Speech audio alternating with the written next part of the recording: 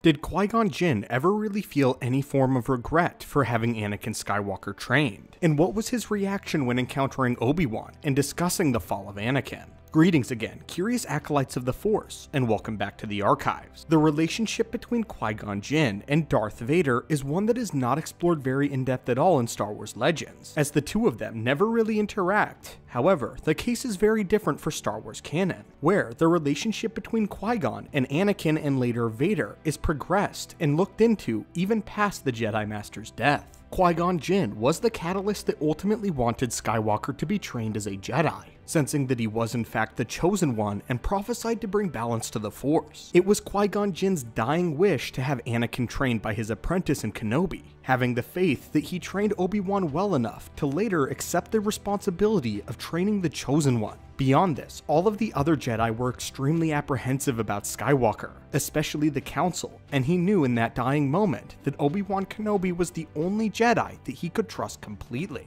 Following moving on from the physical plane, Qui-Gon Jinn still had much to learn, as he had only dabbled in the idea of becoming a Force ghost and transcending death, and it would take him many years before he could ever interact with any of the living in a substantial way. The first time he did though, he reached out to Anakin. He sensed the great fear and hatred rising in Anakin over the Tusken Raiders and the death and butchering of his very mother. Qui-Gon summoned all that he had to reach out to the boy and begged him to stop. In the Star Wars canon novel, The Queen's Hope is the first time where we see Anakin actually ponder upon Qui-Gon Jinn reaching out to him, confirming that in canon, Anakin did actually hear the voice of Qui-Gon during the butchering of the Raiders. While on Naboo, Anakin visited a location set aside in remembrance of Qui-Gon Jinn. There, Anakin attempted to reach out to the Jedi Master through the Force. Unfortunately though, he would receive no answer. Anakin though, took this non-response a different way, believing that Qui-Gon Jinn was still out there somewhere, and believed that perhaps by not answering was Qui-Gon Jinn's own lesson. But this would be the last interaction between Qui-Gon Jinn and the young Skywalker.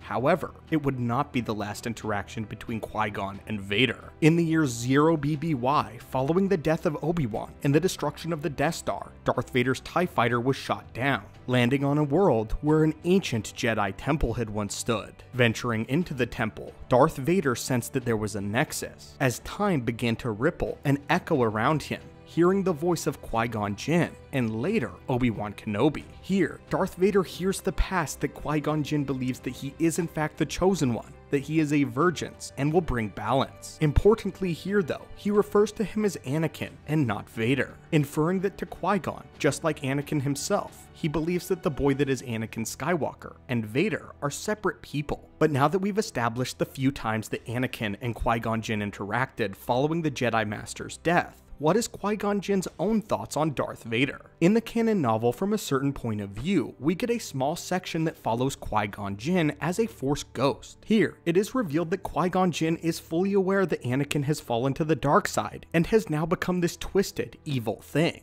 However, unlike Yoda and others such as Obi-Wan Kenobi, Qui-Gon Jinn does look upon Anakin and Vader as separate personages. While Obi-Wan believes that Anakin is the one that ultimately fell to the dark side, Qui-Gon is able to separate the two of them. But now we get into the interesting mindset of Qui-Gon Jinn. It is revealed here that he shares no real shame for Anakin being trained as the chosen one. Despite all of the atrocities committed by Vader, Qui-Gon Jinn holds true that it was the will of the Force that the boy be trained. Although things did not turn out exactly how Qui-Gon Jinn had foreseen, he still knew that the boy was the chosen one. But despite trying to justify the will of the Force for 3 decades, Qui-Gon Jinn does feel responsible to some degree. What's important to note here though, is that Qui-Gon Jinn feels much shame over another aspect of Anakin's training, and not the boy himself. In the year 0 ABY, just as Luke Skywalker is discovering his burned homestead and the death of Uncle Owen and Aunt Beru, Qui-Gon as a fully formed Force ghost appears to the now elderly Kenobi. Qui-Gon deeply apologizes to his former student, stating that although he believed that Anakin should have been trained, it was not his place to put that sort of responsibility onto Obi-Wan, a responsibility that he did not ask for. Qui-Gon Jinn could sense the shame in Obi-Wan, and how Obi-Wan too felt responsible for Skywalker's turn and embraced the dark side. He sees the pain specifically in his student, and apologizes for the fact that it all started with Qui-Gon.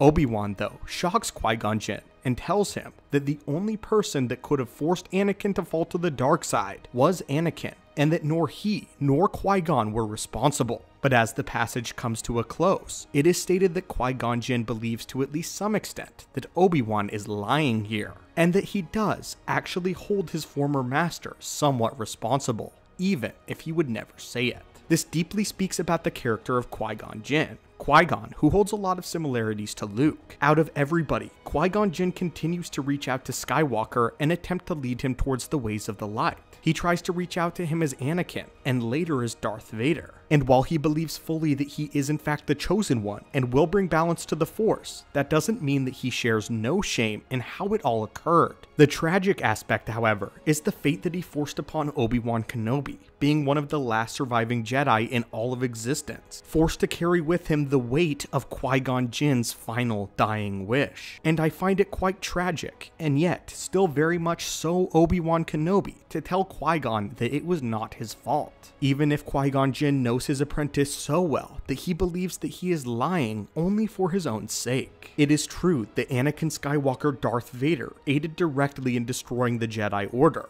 but balance did need to be achieved. The Jedi had become too complacent and had ruled in the galaxy for too long, becoming a corruptible version of the virtues that they once held strong. The Force witnessed this, and Qui-Gon Jinn, being a servant of the Force, followed its wills. It was the very fate of the Force itself for Anakin Skywalker to fall and embrace the dark side. Qui-Gon Jinn understood this completely, especially after Anakin's redemption. But that does not spare Qui-Gon Jinn of his conscience, and how it certainly did damage to his relationship with Obi-Wan Kenobi, even if Kenobi would never say it. But anyway, my friends and acolytes of the Force, what are your thoughts on this? What are your thoughts on the many times that Qui-Gon tried to reach out to Vader and Anakin? And what are your thoughts on where Qui-Gon shared the greatest shame? My friends and acolytes, thank you so much for visiting our archives yet again, and may the Force be with you.